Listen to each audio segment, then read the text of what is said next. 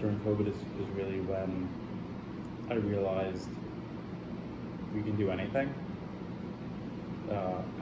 We don't only need to be in these four walls.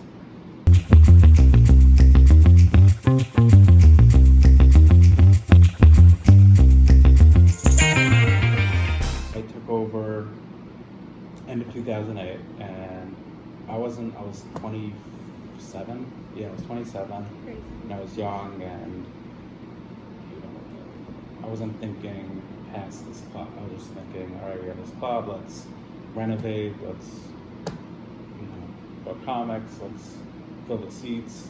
During COVID, I think during COVID is when we really found our voice, because it's been pretty hard to stand out from all the comedy clubs. Before COVID, it was like tough. We were doing like creative things like podcasts and online courses and like brand work, which is interesting that the comedy clubs weren't really doing. But during COVID is when we were shut down for 13 months, and we started producing outdoor shows. So we produce over 500 shows in parks throughout Manhattan, Brooklyn, Queens. And then when it got cold out, we took over the last car on the one train. Yeah, so we did like subway shows every Saturday night, 8 p.m. We did shows on rooftops. Clubs weren't allowed to open, but churches and synagogues were allowed to be open. So we created the Temple of Laughter, and we started holding services in churches disguised as comedy shows. So it was like prohibition. And producing all of those shows during COVID,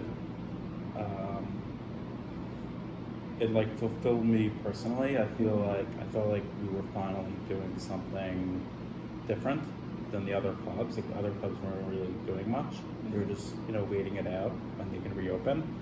But we were very active, and my staff was very busy managing these outdoor shows. And everyone was getting paid. Comics were getting paid for those spots, and comics were very appreciative that we were putting on these shows. Because for these comics, a lot of them, all they know how to do is do stand-up. Yeah. So we were doing on Saturday, we were doing like 9-10 shows in parks. We got a really good following from New Yorkers because of that. And that's really, I think, the turning point when I was like, we have something awesome here with Stand Up New York, and we don't only need to do shows in the venue.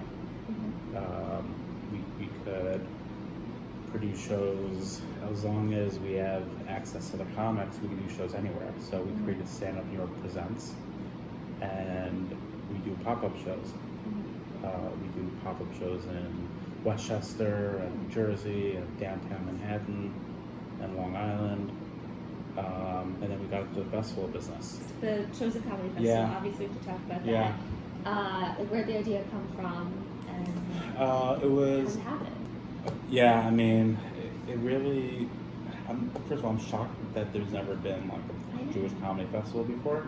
I was on the phone with Elon Gold in the spring, and he comes to New York every summer, every August, to visit family. And he just called me. He's like, I'm coming to town. I want to get on stage as much as possible. And I was telling him about our art house partnership. Like, we do a show every Monday at Art House.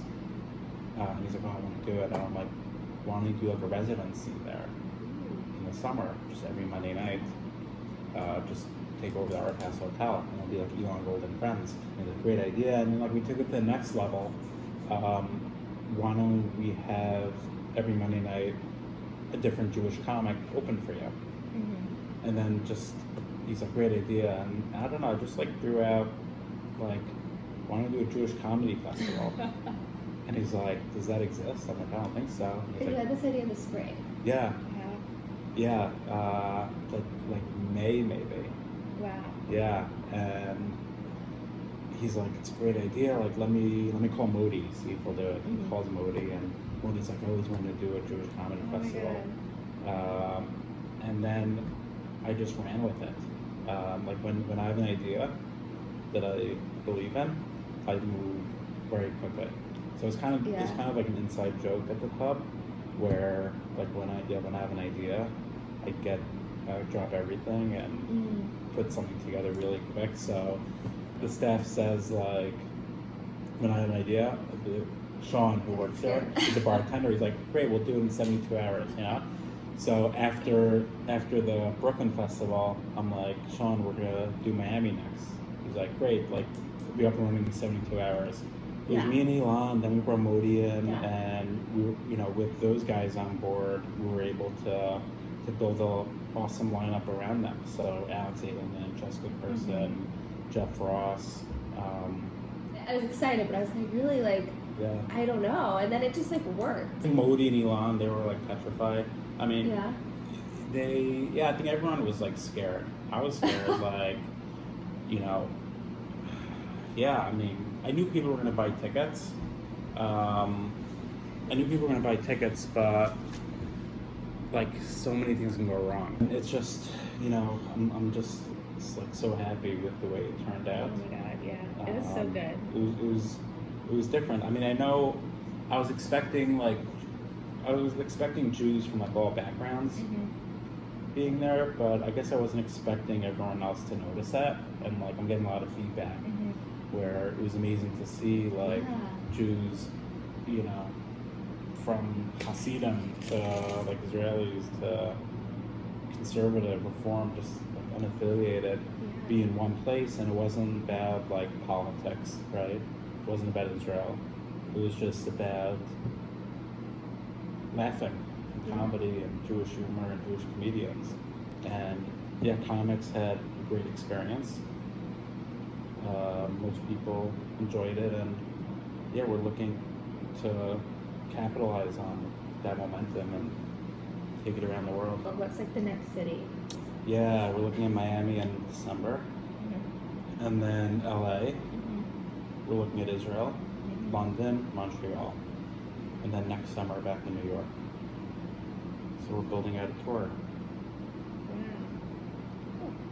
Will Modi and will it be like the same people? Modi, for this tour, we're trying to book a lot of the same comics, and then when we do it again, you know, I'd love to change the lineup. Hopefully, Elon and Modi will be on board, but there's plenty of Jewish comics out there. So, I think we need to change it up every couple of years or so. Are there any changes you're going to make, like in Miami, just based on the feedback from August? More food options. So you know, like there were food trucks, but I heard the lines were long. So I think more food options. You got to keep feeding the Jews. I think the show was like 20 to 30 minutes too long, so we would shorten the show a bit. Okay, if you were to pick a Jewish comedian of the week, who would you pick? Yeah, I think Elon and Modi would be great Jews of the week. They bought into this idea like right away with the festival, and you know, I was close with both of them, you know, but still, I think the festival brought us even like closer. Like I feel like we have like a really strong bond now, like us three working on this festival together, and like we all three of us see just the good that it's doing for the world, and I think it's making a positive impact, uniting the Jewish world with laughter. Yes. Comedy, where Jews feel more connected to each other, and I think comedy is a good way to do that. Love it. Like sky's the limit, where I didn't have that mindset before COVID. So we've been developing relationships with comics all around the world, and managers and agents, and just trying to bring comedy everywhere. There's obviously a demand for it, and there's a lot of talent out there. Yes.